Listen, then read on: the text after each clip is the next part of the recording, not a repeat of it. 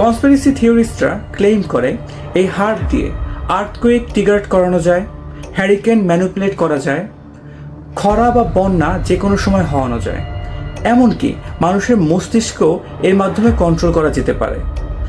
তারা আরও ক্লেম করে হার্ব আমাদের পৃথিবীর আয়রনোস্ফিয়ারকে হিট করে আমাদের ওয়েদারকে ডিস্টার্ব করে। এটা কি আসলেই কোইন্সিডেন্স নাকি অন্য কিছু? যখনই হার্ব অ্যাক্টিভ হয়েছে তখনই পৃথিবীর কোনো না কোনো জায়গায় আনইউজুয়াল কিছু একটা ঘটেছে।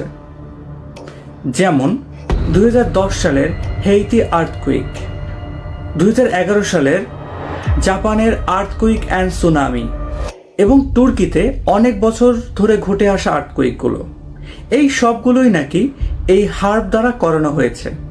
এগুলো ক্লেম করে কনস্পিরেসি থিওরিস্টরা, তবে এর সায়েন্টিফিকভাবে কোনো প্রমাণ মেলেনি।